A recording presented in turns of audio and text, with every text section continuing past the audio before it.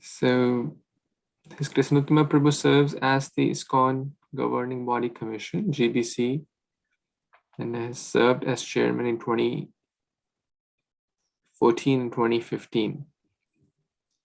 He enacts as his leadership goals globally by teaching seminars including ISKCON leadership and management, ISKCON communication courses, etc., all of which he helped co-authors with teams and other members. Besides his GBC duties, Anuttama Prabhu has also served as ISKCON's International Director of Communications for 20 years. Wow. He's a regular contributor and senior editor of ISKCON News and has authored many articles for ISKCON Communication. As a college student in political science and social science at Michigan State University, Anuttama thus began to search for answers to the most important questions in life. After exploring varied spiritual traditions ranging from Zen Buddhism to Methodism, he decided to pledge himself to a life of serious spiritual practice and entered the ISKCON Ashrama in Denver, Colorado in 1975. So it's close to 45 plus, around 40, 45 plus years. Prabhuji has been serving this, the global mission to spread love and happiness and sharing this message with thousands and thousands of souls. So we are so blessed and grateful that we are also getting to hear from him today, his experiences, his journey, his wisdom. So thank you so much again. We are so grateful, Prabhu, to have you. So now over to you, Prabhuji, for enlightening us today. Okay. Thanks for inviting me. I feel I'm at a big disadvantage because I don't know everybody. You just got a little blurb about me. I don't know who everybody else is here other than knowing you're all special souls who are interested in hearing the Bhagavad Gita. So I'll do my best to try to make a few relevant points. And from what I understand, so maybe I'll give some introductory thoughts for about a half an hour, 45 minutes, and then there's 15 minutes or so for questions. Is that right, Shiva Vilas Prabhu? That's correct, Prabhuji. And if you want, everyone can tell about themselves for like quickly for 30 seconds or 1 minute. Okay, yeah, why don't we do that? Why don't we do that just real quick so I know who's here a little bit. I see Jennifer. Maybe we can start with Jennifer. Can you? Yeah, please. Hi there. So for 30 seconds, I would say I've been a seeker for a long time. I'm in my 50s and I've done yoga, I've done, but I'm blessed to have Anjalali and Govinda as my neighbor. And I've been, gradually learning, and I there's certain things that I like, and I've been trying to gradually implement. I was a pescatarian, but I'm trying to make some dietary changes. And then, and Manjalai was teaching me last week some of the rituals in preparing food and offering, like prasadam. And when I lived in LA for 27 years, I moved here about 3 years ago. And very briefly, there was a temple in LA right down Venice Boulevard. And when I was going through a lot of surgeries, I went there for, I couldn't eat a lot, but they have rice and dal and, and I felt, I never attended temple. I never, but just the energy and what I felt when I ate the food and the peace was something that I remember. So when, I met Manjalali and Govinda, we hit it off pretty quickly and easily, and and we'll see what rest unfolds. Right. But I feel blessed. So that's it for me. Yeah, that's a nice community. That's a great restaurant in LA. I've been there many times. That's a nice place to hang out. It is. How about you changed your name on us, or else your tag is Be Love, and I didn't write down how you were introduced. I'm sorry. So was it Darren? Brandon. Brandon. Okay, Brandon. Okay, that's my free love hippie name. Yeah, I would, I guess, just consider myself a seeker as well. I mean, and I just feel like for me, there's importance to life and an importance to living life, and the things that I've learned so far just in these classes and reading the Gita along with the classes on my own have been confirming as to what I believe that's inside, that's been my guidance and guiding force thus far, that I feel will and is designed to enhance my experience in this incarnation as a sleepy soul, because it's my intention to awaken to as much capacity that I can to untangle myself seemingly from the death and rebirth cycle. I don't really know how long it's supposed to go on, and I don't really know how long it's been going on, at least for me.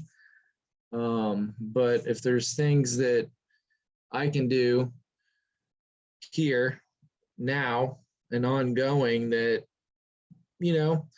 can create more sustaining peace within myself, which I have already achieved,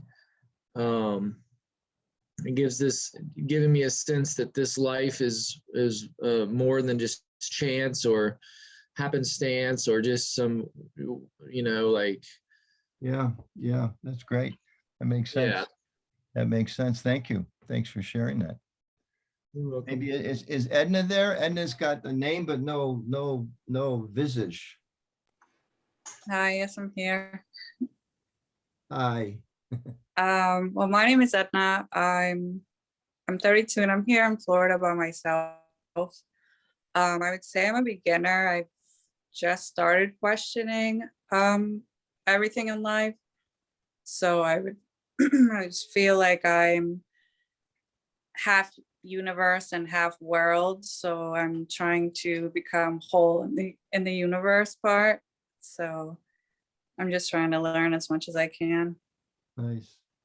Great. Okay. Thank you for being here. Yeah, no, I'm happy to be here. I'm happy to be here. You were all here last week? Were you here last week? My wife spoke last week, so I don't know if everybody's here, like Rukmini. So I'm the other half. Okay, great. So we're going to talk about the 4th chapter Bhagavad Gita. I'm curious, are you guys like reading a little bit in between, like during the week, or are we kind of jumping in like cold, what's the word, Krishna? Where's this? Anyway, not turkey. We don't go cold turkey, right? We're vegetarians. Whatever. Are we jumping in cold, or have you guys been reading a little bit of this? Just curious on that one. I haven't read the 4th chapter. Okay, good. So whatever I say, I'm cool because nobody's going to be able to correct me. So that's good. That takes the pressure off. Okay, great. So I was thinking we just kind of do like a little overview first, and then I'll share some kind of reflections. And then from there we can open up for some questions and stuff. So the 4th chapter of the Gita, I mean, every chapter, I was thinking about this, every chapter of the Gita is really important. And the 4th chapter is also very important. So it kind of starts, the last verse or the last text of the previous chapter, which is about karma yoga. And what I'm going to do, I'm going to kind of highlight some of the themes and read a few verses as we go through, and then, summarize a little bit at the end. So the end of the last chapter, which is where this next one starts off, Krishna tells Arjuna, he says, thus knowing oneself or yourself to be transcendental to the material senses, like all of you kind of talked about your experiments with transcendence and trying to understand the nature of our transcendence. So he says, knowing oneself to be transcendental to the material senses, mind, and intelligence, one should steady the mind by deliberate spiritual intelligence, and thus by spiritual strength, conquer this insatiable enemy known as lust. So that's how he ends the whole thing. And he's talking about how our knowledge, like Brandon was saying, if I got you right, like we're trying to understand, and Edna said too, you know, we're half universe, half world, understand like our connection with the world, our connection with our past and our future. So all of that, Krishna's explained it in that last chapter, is like covered over when we're too much focused on the material world. And also he says that when we are in that way, it impels people to do like harmful actions. Like we live in a world, you know, you drive down the street and you accidentally like cut somebody off, you know, like not even dangerously close, you know, and they honk and they, you know, they flip you the bird, and, you know, some places they, you know, they show a gun in the window and you're like, whoa, I mean, what did I do? Because people are so like disturbed and they're so quick to cause harm to others. So Krishna's explaining that's because our minds are so disturbed and agitated by all the material gratifications and distractions that are around us. So that's where it starts, this chapter. So the first few verses of the fourth chapter, which is called transcendental knowledge. You know, what is that knowledge that helps us transcend ordinary consciousness, or helps us transcend ordinary experiences, you know, something that goes beyond that.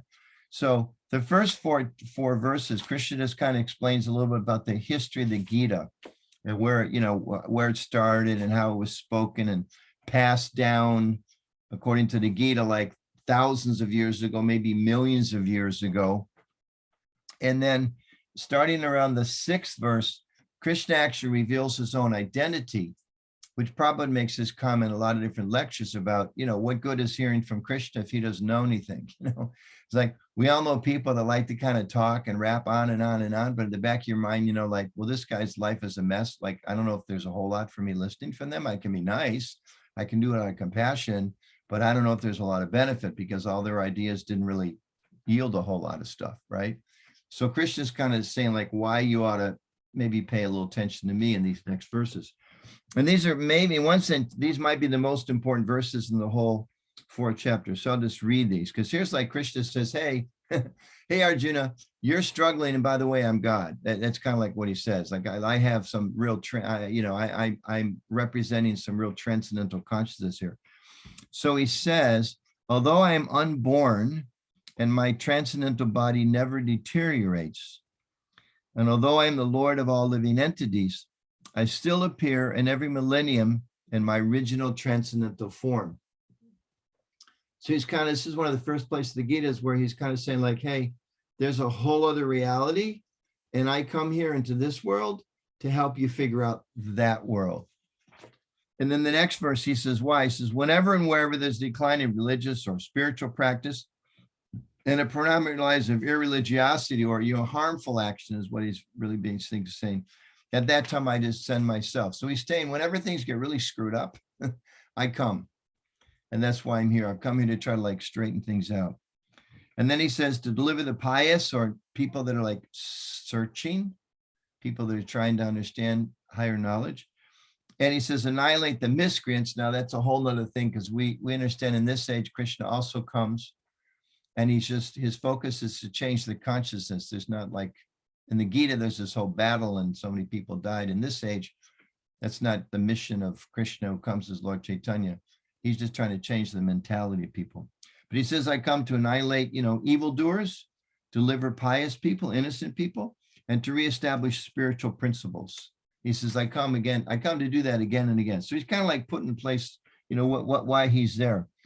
And then the next, there's a bunch of verses where he explains, if you have knowledge of Krishna, of the divinity, and of ourselves, through that knowledge, that's the kind of gateway to get out, you know.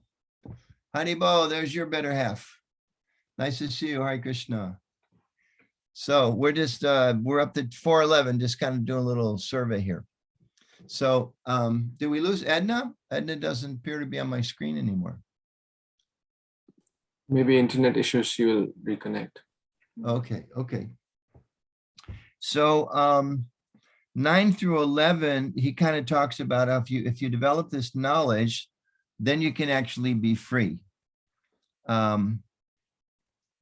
So that's the emphasis in that series of verses, how we can be free by by awakening that knowledge.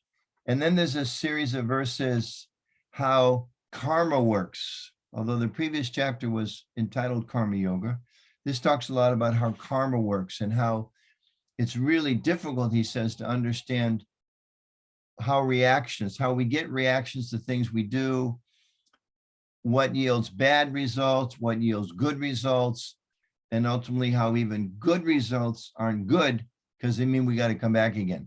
Just like Brandon was saying, I don't know how much karma I've got, past, present.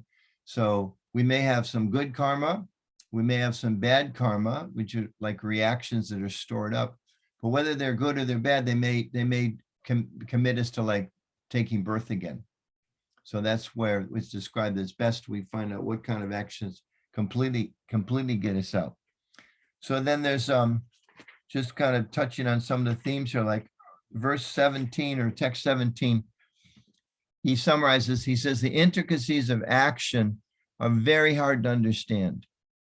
Therefore, one should know, again, the chapter of transcendental knowledge, what action is, what forbidden action is, and what inaction is. And then there's a verse like, it's almost like a Zen sutra. One who sees inaction in action and action in inaction is intelligent. And he or she is in the transcendental position, although engaged in all sorts of activities. So, yeah, I'm going to just kind of choose. I'm not going to read it exactly as it's written, just to kind of get the essence of it. And then in the 19th verse, then he explains one who is in full knowledge is one whose every endeavor is devoid for desire for sense gratification. In other words, it's not motivated by what's good for the body. It's motivated by what's good for the self. It says that person is said by sages to be a worker for whom the reactions of work have been burned up by the fire of perfect knowledge. So he's introducing this concept that if we have knowledge, that's actually the way out. That's actually the way to become free from the material conceptions of life. And then there's a whole series of verses. We talks about how we can become detached from like the ordinary things in life. Welcome back, Edna. We thought we lost you. Welcome back. Hi, sorry, my Wi-Fi just rebooted itself, so I got kicked off. Oh, really? Okay. I didn't think that happened to people like under 50. I only thought that happened to people that have no clue how everything's actually working in the world. Well, it happens to me often. Like every once in a while, like sometimes I go to these, I'm in Washington, DC, and I attend some of these webinars, like, out of whatever, the State Department, this, that, about religious freedom. And every time it's like their systems crash, I think like, wow, this is so cool. It's like the US government can't get it together. Like if I have some problem with technology, I don't feel like such a dummy because even they can't get it together. Of course, some people say, well, of course they can't get it together. It's the government. What do you expect? But either way, it makes me feel a little bit better. No, I'm not the only one. So then there's a series of verses where Krishna's talking about how we can become a little detached from this world. And then he explains a concept that's a little foreign to us people in the modern day, but on the other hand, it's not. He talks about sacrifice and about how we should all perform sacrifices. And sacrifice in this context is kind of like, in one sense, we're all always doing sacrifices. Like, Edna, are you a student or you're working? I noticed a bunch of bookshelves behind you. I work full-time and I'm in college part-time. You're doing both. Okay. So like, you're making a lot of sacrifices. Like when you get out of work and you just want to like kick back or go visit some friends or do something, but then it's like, I got a test tomorrow. So you sacrifice your free time for something else, right? Right. Or when any of us, like when we go to work, we're sacrificing whatever, 40 hours a week, sometimes more, in order to, gain some money because we need to buy food and pay for rent and things like that. Or, like your mother wants you to, or your sister wants you to come over and visit. And it's like, oh God, it's like a Saturday afternoon. I really don't get along with all those people, but you put aside what you want to do for some higher purpose. Hey, it'll please my sister. It'll please my mom. I'll put up with it again. My crazy uncle, he always drives me crazy, but I'll tolerate my crazy uncle because there's something more important there. So that's really kind of the concept of sacrifice that's there in the Gita. And then Krishna says, it's interesting. He says, one who knows the meaning of sacrifice. Well, actually, the next one, Krishna says, without sacrifice, one can never live happily on this planet or in this life. What then in the next? And we all know that, like somebody who's too self-absorbed, you know, they're not willing to do things for their friends. They're not willing to do things for their family. You know, ultimately, maybe they take some shortcuts, but in the long run, because they haven't understood this idea of, you know, sacrificing some of my time for others, giving to others, sharing with others. Ultimately, you know, it doesn't really lead people to be very, very happy. And then he says, then he summarizes, said of all the different kind of sacrifices that he describes, that even more important than giving away things, like maybe you sacrifice your time to make money, you sacrifice your money to give a present to a friend, etc. He says more important than that is the actual to cultivation of knowledge. Any sacrifice that leads to knowledge. So like we give up something that isn't good for us, it helps awaken knowledge of who we really are. So they're described as like sacrifice and knowledge culminates in transcendental knowledge. So he's saying if knowledge can get us out, in order to get knowledge, we have to be ready to give up things and do some things and sacrifice a little bit of our time, then maybe we could do something else, just make that a priority. Just like, you know, if I went for a walk today and there was a young mother with like a 1-year-old and a 4-year-old and a baby carriage and like a hill. So she was like carrying the baby and put the 4-year-old in the baby carriage and was trying to push everybody, and everything was going crooked because she only had one free hand. And I saw her from about 100 yards away. She was halfway up this hill and just like completely stuck. You know, the baby carriage was starting to go one way and she was trying to go the other way. She couldn't go back. She couldn't go forward. She was just like stuck. But she was there because she was like in the mood, like I'm sacrificing. You know, it's hard carrying a 25-pound kid or 40-pound kid. And it's hard trying to push in but she was sacrificing that for some higher purpose. She was making that choice. So Krishna is saying that we really have to enter this mentality of being able to give up the lesser things in order to achieve the higher things. And, you know, sometimes the example is given, like if your hands, you know, if you go into the, it's like, you go into the refrigerator and there's nothing left in the refrigerator but like some leftovers from 2 days ago, but you really don't feel like cooking. You're like, oh man, I guess I'll just have these leftovers. But then, you know, the doorbell rings and there's like your best friend and they cooked something special for dinner and they came over to like have dinner with you. It's like the leftovers are like gone out of your mind. It's like you forget about it. You know, you push it to the side, because now you have something really scrumptious that was made with a friend for you with real devotional mood, and you give up the lower thing for the higher thing. So Krishna's kind of bringing that concept in that we can give up the lower thing when we experience the higher thing, so that we want to try to experience that higher thing. And then there's like maybe one of the most famous verses in the Gita, in the 4th chapter. He says, just try to learn this truth by approaching a spiritual master or guru. Inquire from them submissively and render service unto them. The self-realized soul can impart knowledge unto you because they've seen the truth. So then he talks about how we need to kind of connect with somebody or somebodies, could be plural, who can actually help us awaken this knowledge within ourselves.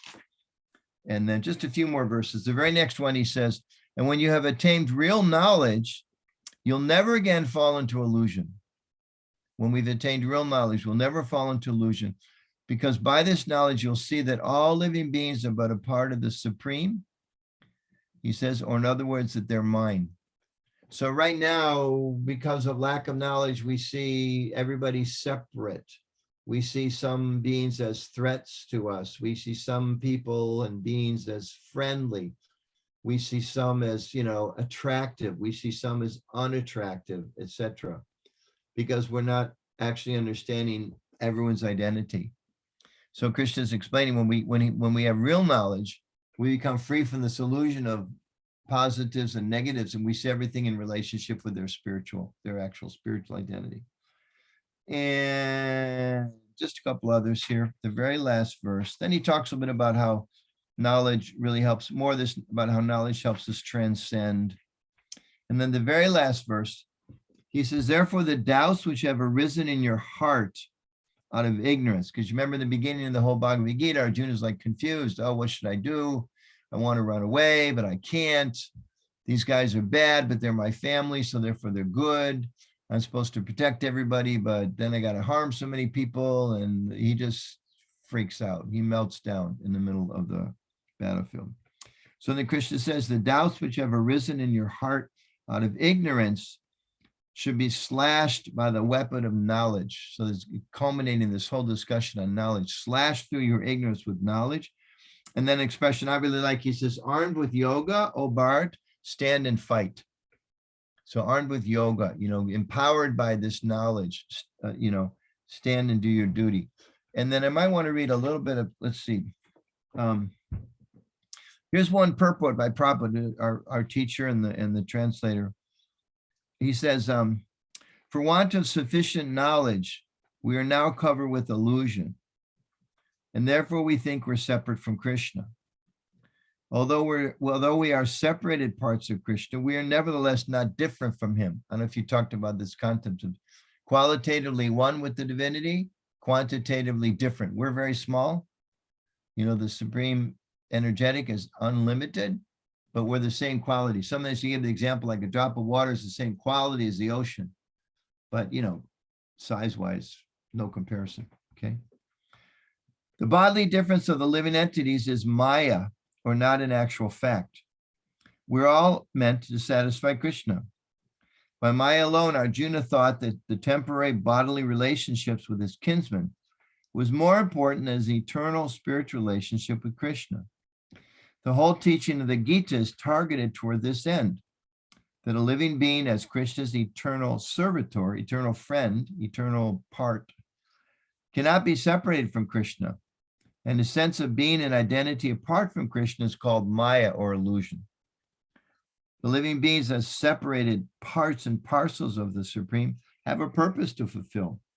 But having forgotten that purpose since time immemorial, they're situated in different bodies as men, as animals, as demigods, etc. Such bodily differences arise from forgetfulness of the transcendental nature of the soul and the Supreme. But when one is engaged in transcendental service in Krishna consciousness, one becomes at once liberated from this illusion. One can acquire such pure knowledge only from the bona fide spiritual master, teacher, and thereby avoid the delusion that the living entity is equal to Krishna. Again, we're small, divinity's big. Perfect knowledge is that the Supreme Soul, Krishna, is the supreme shelter for all living entities. In giving up such shelter, the living entities are deluded by the material energy, imagining themselves to have a separate identity. So I'll stop reading there. Maybe just highlight a few points, and then hopefully you guys are like, there's only like 3 of you, 3 plus 2. So hopefully you have like some questions and stuff, because that's always maybe more interesting. So a couple of points, like some themes in the Gita. One is that like everybody's struggling in the world. And it's described, there's like different categories of kind of the difficulties of this world. Many places describe the 4 big struggles we have are birth, death, old age, and disease. And we can see like with the pandemic now, so many people, millions of people all over the world. I've got a good friend of mine that was in India. He just flew to Brazil and he got really, really, really sick. He was in the hospital for about a month, and he was one of those people that almost died. Probably every one of us here knows people that have died recently. And so, it's a scary place. It's kind of calming down a little bit now, but I had another friend just today. He's the head of the Oxford Center for Vedic Studies in the UK. He's a really smart guy, Irish guy, one of the funniest people you could ever meet. But he had to get a stent in his heart. And he went in for the operation, and it was worse than they thought. So they had to like send him home without doing anything and reschedule, because he needed 2 stents and they were only ready to put in 1. So you kind of go back thinking like, whoa, so it's twice as dangerous. And so, it's Who wants to be told you need 2 stents in your heart? And, and he said, everybody, he told me, he said, everybody told him, don't worry, you won't feel a thing. He said it's the most painful thing he ever experienced in his life. I guess they were like, stabbing him, trying to go through and take pictures of his heart, and something was wrong. They had the wrong size tube. And he said they had to get morphine. He was in so much pain. And then just today, they actually put the stents in. And I've heard some friends that actually said today it was like no pain at all. But a week ago when they did it wrong. So there's so many problems: birth, death, old age, and disease. Sometimes it's described, there's 3 kinds of troubles. One is adi atmika, which means troubles from my own mind and senses. My minds bother me, or I stub my toe, or I get a stomach ache, or I need a stent in my heart or something like that. And then there's adi bautika, which are like other people, other living entities, like mosquitoes cause me trouble, or, the guy next door won't turn on his stereo, or the guy took my parking spot, or, my best friend, borrowed $1,000 and never paid me back. Those are like difficulties caused by others. And then there's one called adi daivika, and there's a lot going on in the world. These are like natural problems. We see all around the world. In California, there's fires, and then there's droughts, and then there's all around the world, there's droughts, there's hurricanes, there's it's like, it's amazing. Another ice chunk the size of the state of Delaware falls off the Arctic ice pack every couple of weeks. It's shocking. So anyway, so those are some of the problems. And then we see in the Gita, like even a great person like Arjuna, he was a king. His brother was understood to be like the ruler of the whole world, whole planet at that time. He was powerful, he was famous, beautiful wife, nice family, blah, blah, blah, lots of money. But then he ends up in this huge crisis with this civil war he's got to fight. Just like an example, doesn't matter how good you have it, there's still problems that come. There's still challenges that are there. And we see it every day in the newspaper. I remember a few years ago, I went to China. I can't remember the name of the star, but there's like a very famous woman vocalist at that time. And I was on this plane, and they have the magazines, right? The airplane magazine. And there was a big front page story about this lady and all her successes. And I was looking on the plane, and everybody was reading this magazine thinking about, wow, she's rich, she's famous, she's got a beautiful voice. I wish I could be like her. But it was really weird for me. It was like a Twilight Zone kind of a thing, if you remember that thing from the 50s. Like, I knew she was dead. She died of like suicide or something like a week before. But these magazines only come out once a month. So everybody's thinking and reading about her successful life, but she was already dead, and, didn't have it wasn't like she died of old age or something. She was young and she died. And I think she might've been a drug overdose. I can't remember. It was really weird. I was like, wow, what kind of place is this? Everybody's reading this magazine about this happy person, but she's dead. It was really kind of like a eerie kind of a thing. So the Gita makes this point that therefore we need some knowledge to figure out how to solve these problems, and not so much knowledge like people think of in the modern day. Like we tend to think knowledge means like technology. How do we get a job? How to make more money? How do I get my internet to work faster? Or, even like medical science, how do we fix the body? How do we cure diseases? Which, these are all important things. They're valuable, but it's not sufficient. It probably makes that point throughout the Gita. It's just insufficient. There's a book that's kind of considered the graduate study of the Gita. It's called the Bhagavad Purana. And in one of the commentaries of the text there, probably makes a point. He says, this material world is like there's a pinprick. I know, like Brandon, like it's kind of, he's exampling it for us. He's got like back scratcher, right? And like, you scratch there and, oh, that feels better. But like, no, now you got to go over there. Okay, and then you scratch over there. And well, that's a little better. But now like you got to scratch over there. And it's like, it's kind of never ending. So that's what the great sages analyze, that, in the culture we live in, you turn on the TV and it's all about, buy this product and everything's cool forever, and you drive down the highway and you see this big billboard. It's like, if you get this car, you know, you'll get the beautiful girl that goes with it. Or if you buy this beauty product, everybody's going to fall in line, interested in you. Or if you make this amount of money, you can take this vacation with your friends and prove how independent you are. It's like, it's all like, I lived in Denver and I had experience years ago. I jumped on an airplane and there was a big sign in Denver and it said, fly to LA, with a picture of the beach. Like, wow, you know, Denver, what's Denver? It's just brown. There's no water. Yeah, you know. And then I got out of the plane in LA and there was a big sign. It said, Hawaii, right? Like, you know, LA is nothing. Okay, they got beaches, but it's polluted, it's crowded, you know, like you got to go to Hawaii. And then I actually happened to be going to India that way. So my next stop was Hawaii a few days later.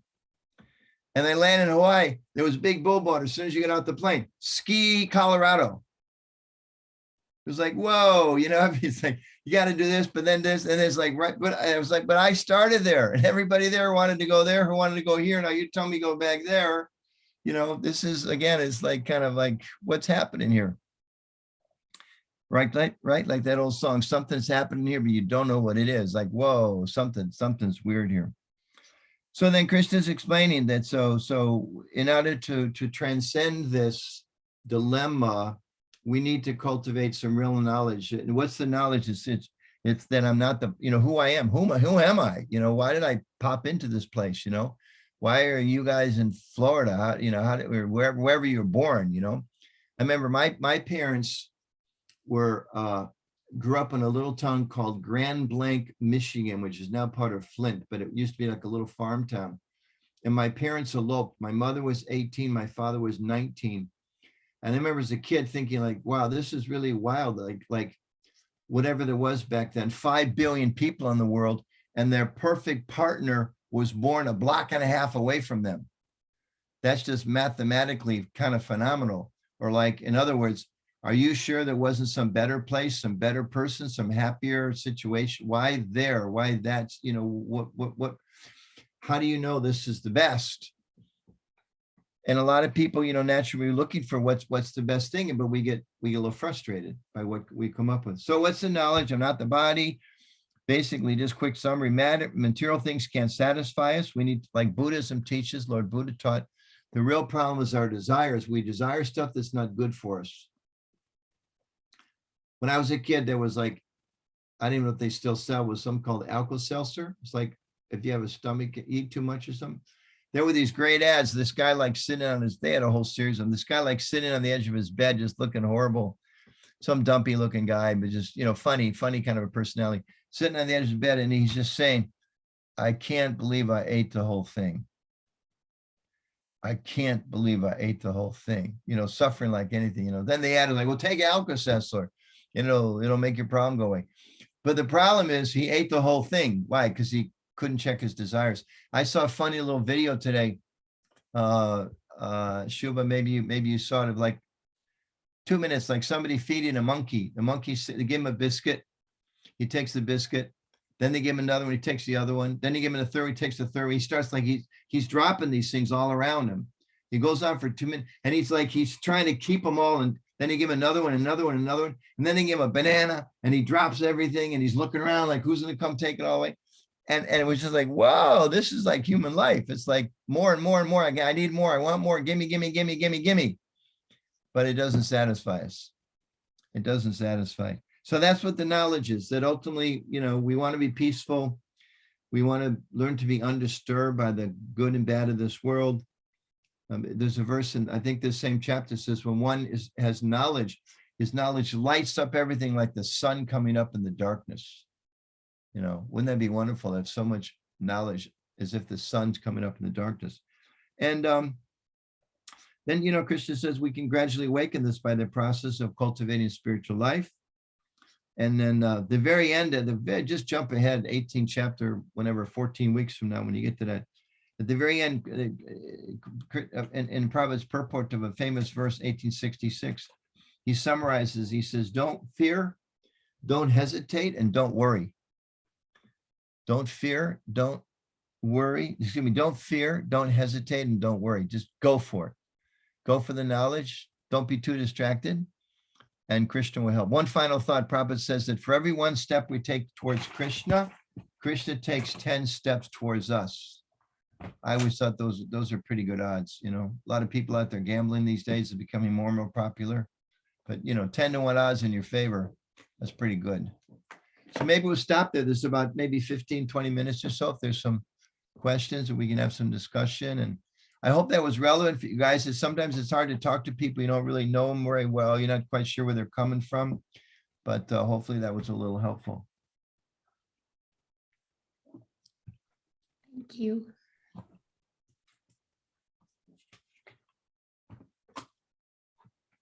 Anybody want to share some thoughts or ask a question? I have a question. Please. Um, Can you turn on your video? Or is it okay? Are you eating dinner or something? That's okay too, but there you are. No, I'm Okay. fine. Okay.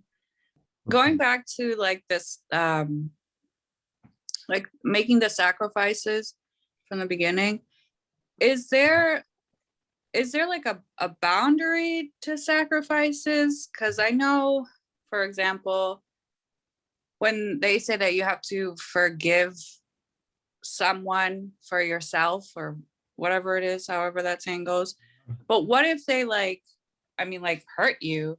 Aren't you like setting yourself up to keep getting hurt? Yeah. Prabhupada gives a nice example. There's another book called The Nectar Devotion. And he describes in there, or the Bhakti Rasamrita Sindhu, he explains that a spiritually awakened person sees every living entity as a pure spiritual being, even the tiger. But he also, or she also knows the tiger does not see me as a pure spiritual being. They see me as dinner. Yeah. So, being aware means you understand that behind everything, everybody's a pure person, everybody's spiritual, but you also know people under the control of their lower nature.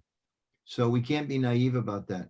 Just like the tiger, right? The tiger, it's like, yeah, we know it's pure, it's a spiritual being inside that body, but those fangs and those teeth are not, they're going to do other things to me. So I should keep my distance. So yeah, you have to be wise at the same time, a little streetwise too. So Yeah, because I feel like it does. I mean, I feel like I go into it, thinking spiritually, and then it's just like a ticking time bomb where they're able to bring me back to, I would say, their level. And then I'm at their level, mad at them, and then more mad at myself. So I just have to like go back to step one. So I feel like I'm always going back to step one. Well, a big part of it is to be frank, as we kind of get more and more inclined to a spiritual practice, there may be some people in your life that you just kind of like fade away from. It's like, I remember when I was, it was a long time ago for me now, but I was in university and was kind of starting to get really inclined to spiritual life. Some of my friends were like totally with it, and I'd share thoughts and books I'd read, and they share things to me. And other friends I'd start talking to them something spiritual, and they were like, man, you need a drink or something like that. And that's as far as it went. And it was just, okay, slowly, those relationships, I mean, I didn't mean them ill in any way, but I was just on a different trajectory. And in one sense, that's some of the things sometimes you have to gradually, you can't do it all at once, but sometimes gradually you have to kind of sacrifice those things. Now, if people like our parents or, people that are really close your whole life, you can't just cut off those relationships. We don't say that, but, people that aren't so helpful in your spiritual life, you gradually fade away. And, with people that like family members, sometimes are into it, sometimes they're not, you still hang out, but because they're your family, right? But, other people, you have a choice, you kind of start choosing people that you really find are better for you. Yeah. Thank you. Thank you. Brandon, would you like to add? Yeah, I think that example of the tiger is really important, I mean, it's not like we want to walk around paranoid. That's not the point at all. We want just the opposite of that. But, we don't want to be naive. All right. Thank you for the wonderful question and reply.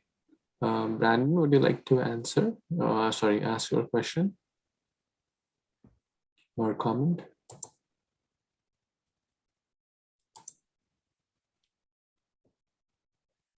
You're Just, I feel like I may have a question in there, but nothing's quite coming out yet. You can think about it for a while more. There's just a few of us. You won't lose your place in line very far. Sure. Sounds good. I We'll come rotate. back. We'll come back. How about Jennifer? You got anything you want to share? I guess one thing is, well, in terms of forgiveness, I've done a lot of work on that in my own personal life. And I think the hardest thing is when it's something that's unforgivable, you know, and then the spirit to come from that is if you work on self-compassion for yourself and how difficult that situation is, then I find with practice of that, then it feels weird. And I don't think that forgiveness can be forced. You know, I don't think you can fake peace either, but I think that if you know, there was a quote by Pema Chodron that I read 2 days ago. You're familiar with her, the Buddhist? No, but No, I she's a know what Buddhist she said. teacher. Okay. And she wrote this book.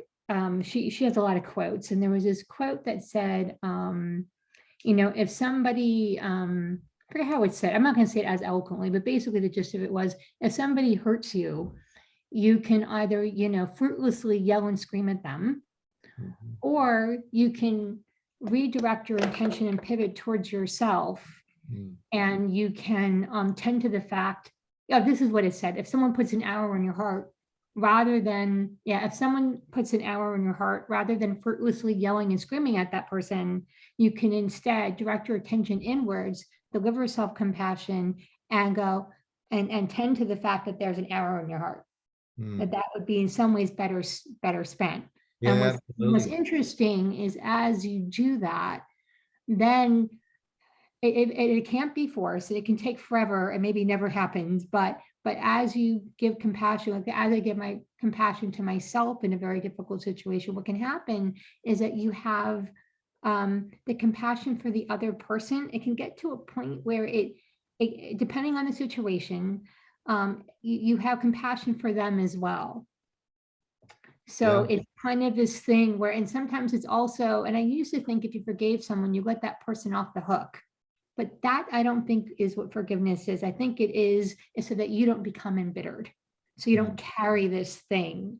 But again, you know, I think that it's, so I just wanted to, you know, but I don't believe in fake peace, and I don't believe in like forcing forgiveness, or that's what I'm supposed to do. So I'm supposed to forgive, you know, because that's the spiritual. I don't think that really works. But I think if you can, like that quote from Pema Chodron, if you can, you know, pivot from, you know, wanting to, you know, being angry or wanting to, you know, to a place of tending to that hurt spot within yourself and tending to that and befriending that. I think that's helpful. And then the very last thing is, I like when you say that, I know your wife had mentioned Krishna as being like a well-wishing best friend. And then, you know, like one step towards Krishna is like, when you take one step towards Krishna, it's 10 steps he's taking, 10 steps towards you. Is that right? Yeah, that's it. The gist of it. Okay. So what I like about that is like if that's true, is that, I mean, it probably is, but you know, I critically think, so I question everything. It's who I am. It's good. But if that's true, it's kind of like if you have an Olympic, like, you know, like all the pressure of these Olympians, if you watch Winter Olympics, right? Sometimes a person who wins, it's just the tiniest little distance, you know? Hundredths of a second. So if one tiny little distance, I have this best friend that's going to meet me tenfold, then that kind of, you know, that's kind of a game changer. Yeah, it's a major game changer. Yeah, that's not, because sometimes I see in the past, I've seen God as some kind of very paternal, you know, authoritarian, you know, don't question, you know, I'm going to tell you what's good. And if you don't Yeah. obey, I mean, one thing, let me just add to you- that. Yeah, the whole end of the Bhagavad Gita, which keep reading, you guys are going to get there. At the end of the Bhagavad Gita, Krishna goes through the whole thing. He says, okay, Arjuna, here's the summary. Here's what I think you should do. Now you make up your own mind.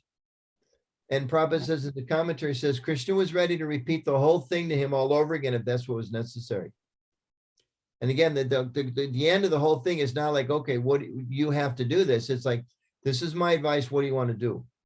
So that's it is very different from an authoritarian person. I mean, in the 3rd chapter you guys read last week, it's described that the whole purpose of this material universe is to give us the opportunity to kind of live out our desires separate from Krishna.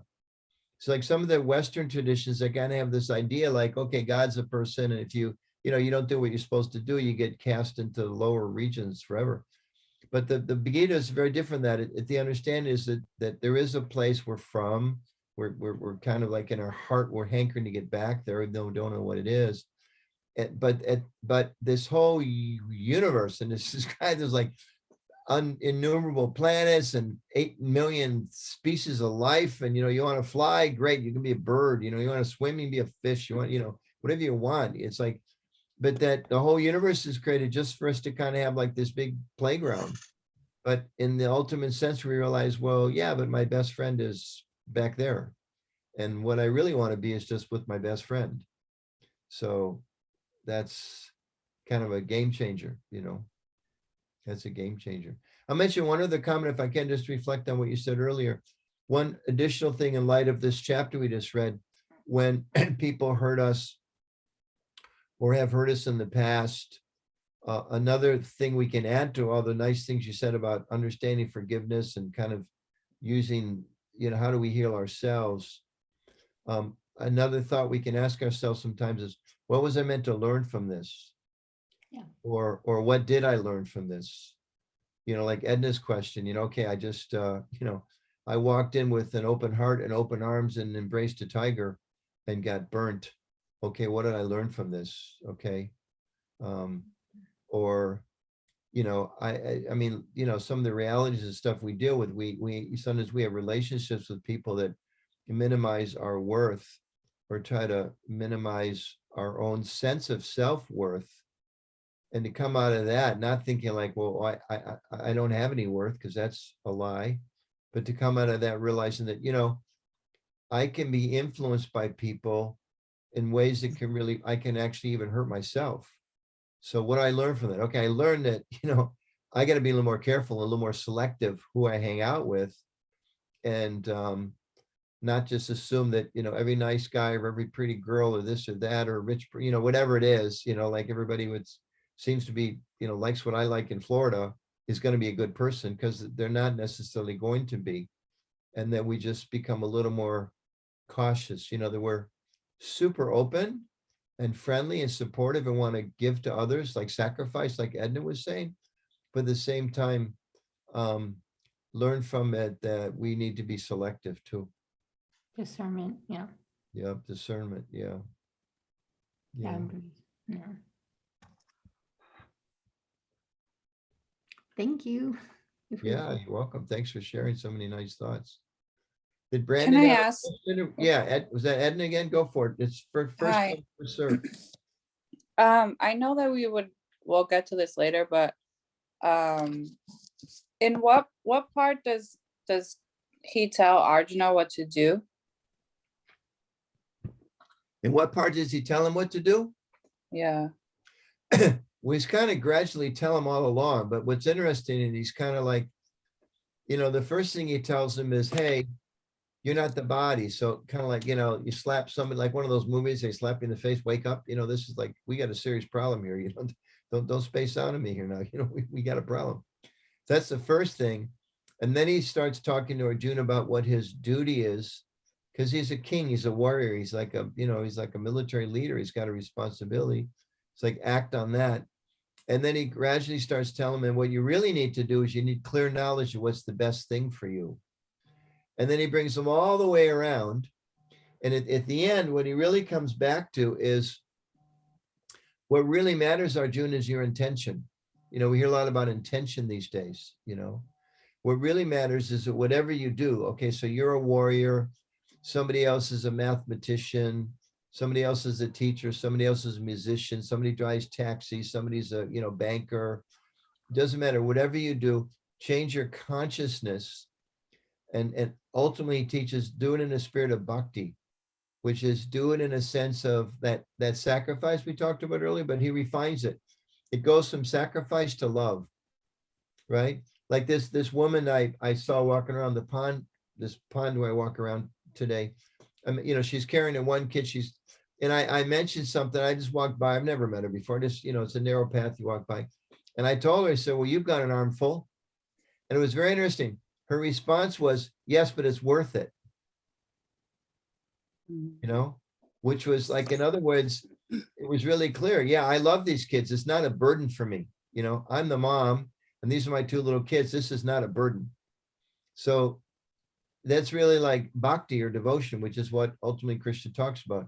So she's doing so many things. She's put aside her own fatigue and everything else for her kids because she loves her kids. And her effort to like take care of them out of love actually brings her the highest pleasure.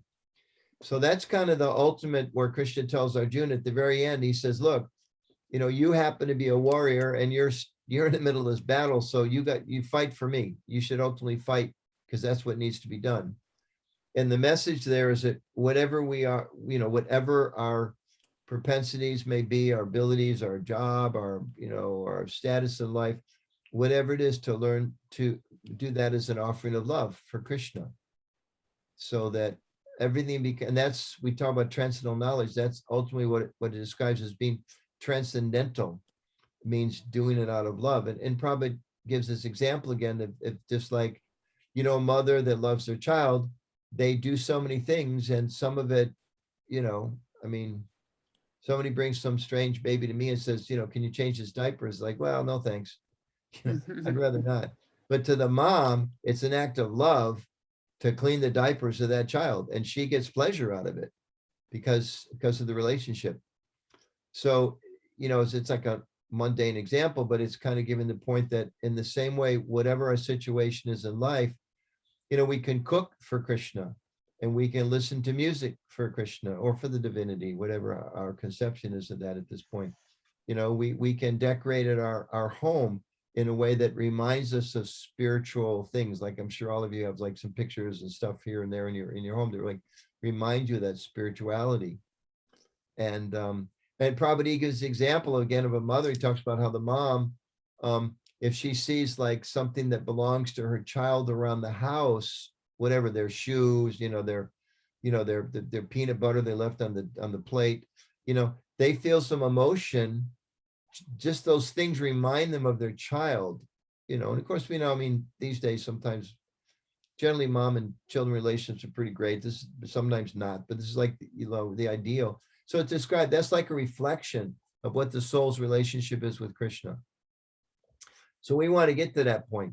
And that's where we read about great saints, like, you know, when they like Saint Francis or Lord Chaitanya, or some of these like amazing personalities in history, you know, like just crying over the most ordinary thing and being able to, you know, Francis, his parents were rich, and, you know, he's out there in the middle, like the winter in Italy, building a church because he feels connected to God. And, you know, it's like, it's cross-cultural, cross-tradition, that there's different examples of people that have awakened that kind of consciousness, that kind of love, where, you know, everything in life is a source of happiness for them because of that connection.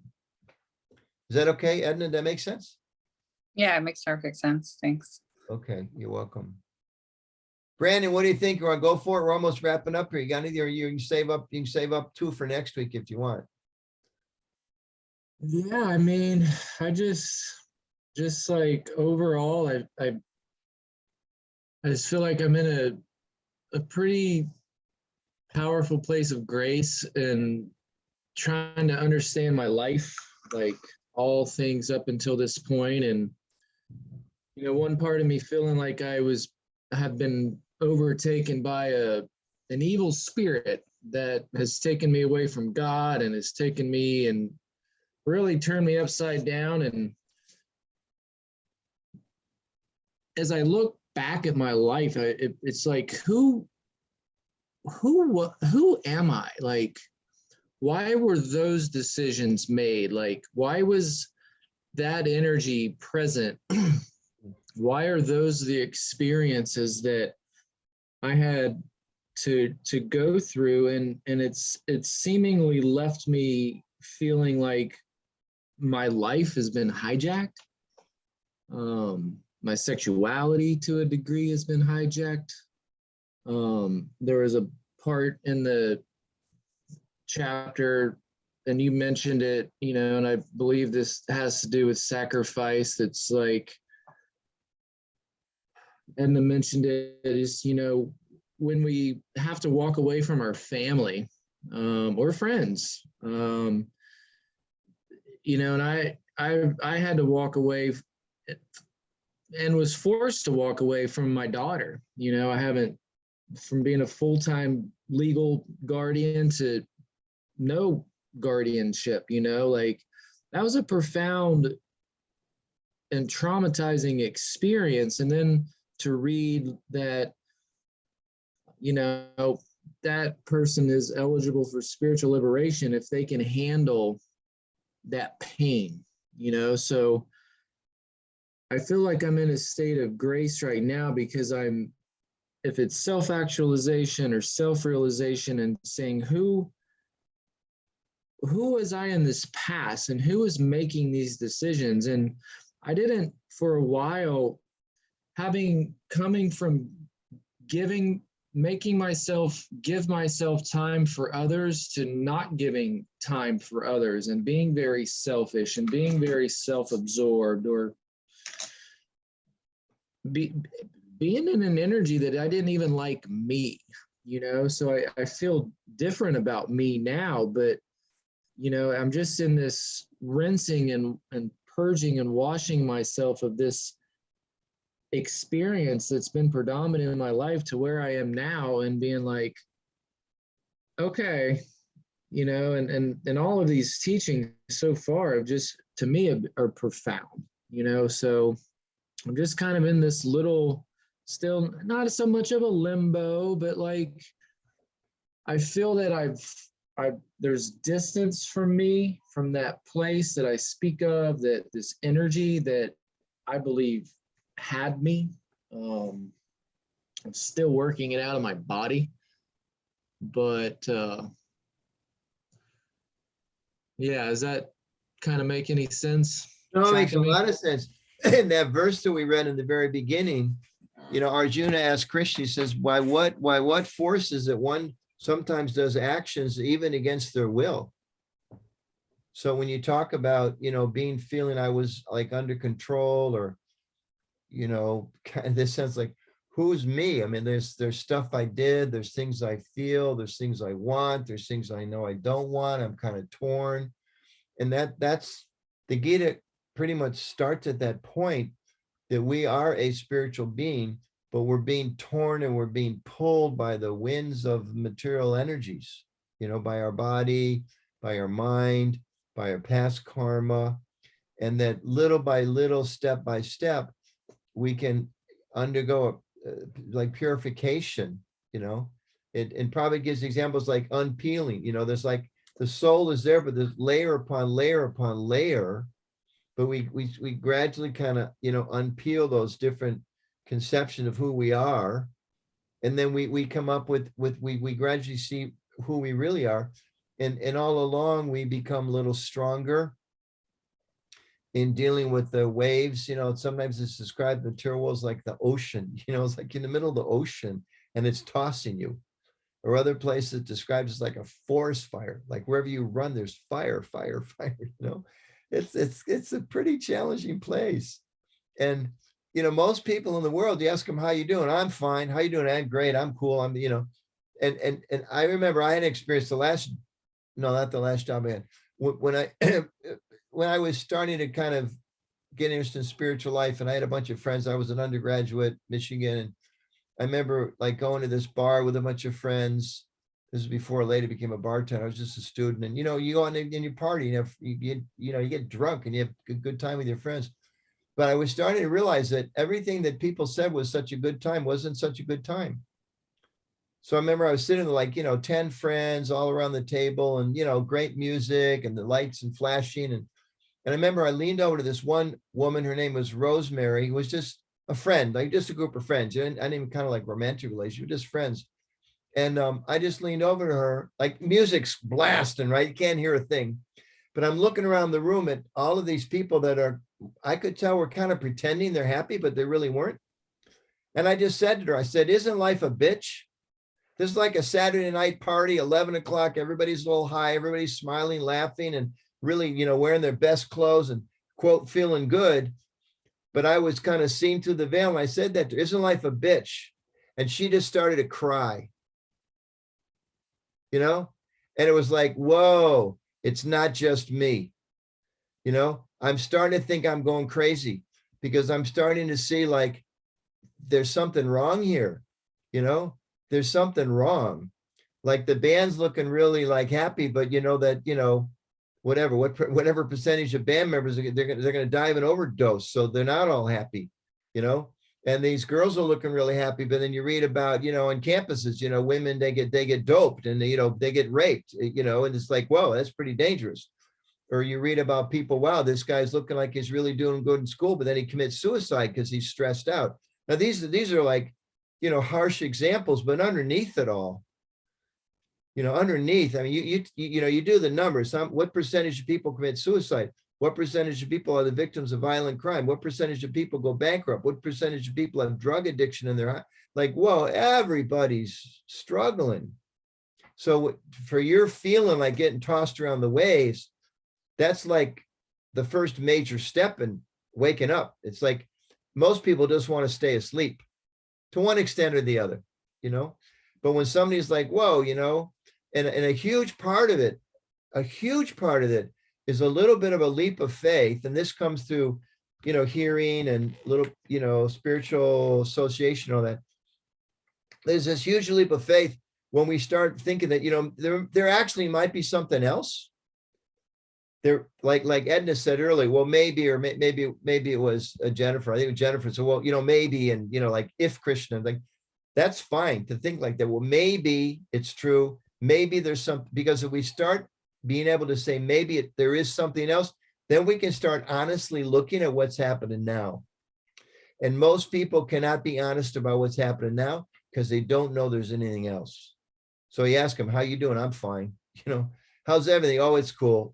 I got in a car accident last week. I ruined my car, or my uncle just died, or my sister's that, blah, blah, blah, whatever. You scratch the surface, they'll all tell you there's tough stuff going, but they'll tell everything's fine. Whereas like a spiritualist goes, well, yeah, everything's fine because ultimately I got a spiritual identity. And, despite all these obstacles, I'm going to be okay. And that's why it's fine. But somebody who's really not waking that up, and I mean, you can't overly generalize, but there's patterns there. A lot of people, they just can't acknowledge that there's something wrong because they don't know there's anything else. So like that being pulled you're talking about, that's like major progress. You're doing great, Brandon. Keep it up, because that means you're starting to see like, whoa, these waves, these are heavy waves. I mean, what the heck's going on? That's like Arjuna, he like says to Krishna, this, to use modern language, this really sucks. What's going on here? This like sucks, Yeah. And everybody else in the battle's like, hey, it's cool. I'm just going to go kill my relatives. And, Arjuna's like, well, wait a minute. Something's wrong here. I'm just going to go to the forest. You guys read that first chapter. He's like, I'm out of here. And Krishna's like, you can't do that. You're not going to, that's not your nature. You no matter what you do, you're going to be driven to do you do. So learn how to do it for higher purpose. So these are all really important thoughts you're having, Brandon. I mean, all of you, these are, it's we're all on this path to trying to wake up something higher. I just want to mention a couple other things too. Like you mentioned, there was something you said earlier I wanted to reflect on. Oh yeah, about why did this happen and why this and who was that? And those are helpful thoughts to reassess, to not make the same mistakes, or to make the same positive things again. And at the same time, we want to be a little careful. We don't dwell too much in what we did or what went right or wrong, that we don't seize the moment and take advantage of the time we have. And the example is given by some of the great saintly teachers. It's explained like if you fall out of a boat into the ocean, don't spend a lot of time trying to figure out how you slipped in. Better to figure out how the heck to get out of the ocean. Right. So keep that in mind too. Okay. Thank you. Thank you all.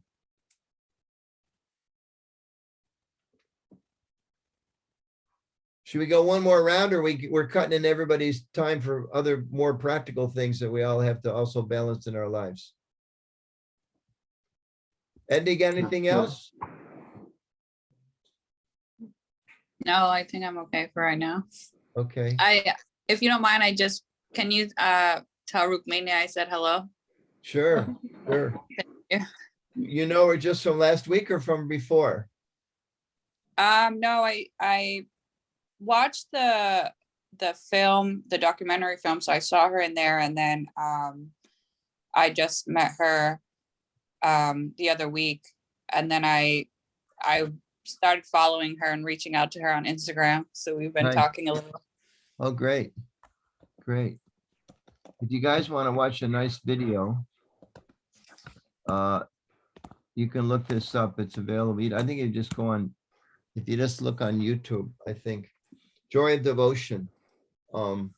There's like a 65-minute film. You may find some other like stories about it that don't necessarily, I mean, you can read those if you want to, but the film is actually there. It's all about like the Christian movement around the world, and it's like a 10-minute introduction, like bio of Prabhupada and his, crossing the ocean and all that kind of stuff. It's quite a nice, it was made by a Hungarian woman film producer. She lives in New York now, but it's a really beautiful film. Jennifer, we done for the night?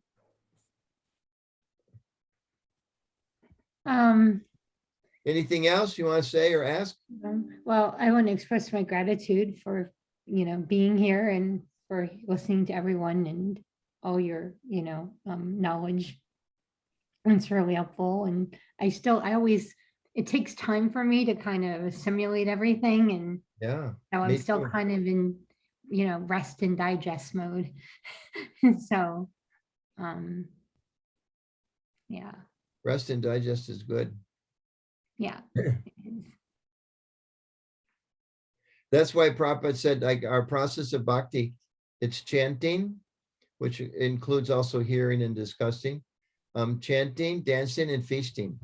So it's described, so you hear a little bit, and then you dance a little bit, and when you're tired, you feast a little bit, and then you can chant a little bit more, and you can dance a little bit more. And Nice. I haven't done the dancing here. oh, it's coming. You can't miss the dancing. That's coming up. Oh, I That'll love to be dance. Do I you? studied Oh, this is- ballet when I was younger, different than probably the dancing you do, but I like Really? Zumba, I like to dance. Oh, that's great. Yeah, Yeah, that's great.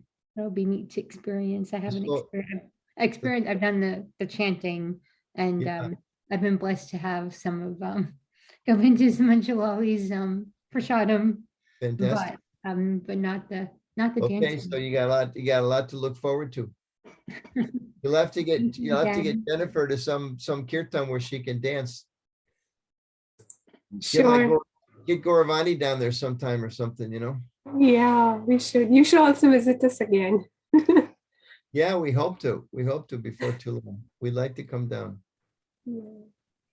Thank you so You much. guys want to add anything before we go? I know we're over, but I mean, I'm a lazy late night guy, so I don't have any. Sometimes I have calls still at 8 o'clock, but not tonight. You want to add anything or some reflections? No, Or as thank you. we It can was kind of- perfect. And thank you so much for taking out your precious time and nourishing all of us tonight. Well, thank all of you. It's equally beneficial for me. Very much so. I mean, it's really important. I mean, the importance of associating with spiritually minded people is so important. And just to clarify, I think Brandon got it, but one thing that we do not, our bhakti There's other yoga processes. If you follow them strictly, you got to leave everything, go to the mountains and meditate by yourself, you know, and eat leaves and stuff like that. If you go back to the original teachings to do it right, you have to do that. But bhakti is very much focused on, it's very practical. So just like, and I think that's the whole, a big part of the reason the Gita was spoken on a battlefield. It's like, whoa, how do I practice yoga? You know, I live in a city, or I'm a teacher again, or I drive taxi, you Uber, or, whatever. How am I supposed to do it? Well, hey, Arjuna practiced bhakti in the middle of a battlefield, a civil war. So if this can be done in the civil war, I think I can handle it, whatever I'm facing. So that's, one of the lessons that's there. Okay. Okay. Thank you all. It was nice to be with everybody. And Thank you so Really much. grateful. so Good night, everyone. Thank you, everyone. Have a Thank wonderful rest you of all. your day. Right? Saturday. thank you all for taking time to carve out of your busy lives. I know there's a lot of things that we could be doing. So I know to carve an hour out on a Wednesday night's not easy. So thank you all for doing that. Much, much appreciated. My pleasure. All right. Thank you. Bye-bye. Hare Krishna. Good Take care. night. Bye. Hare Krishna. Thank you.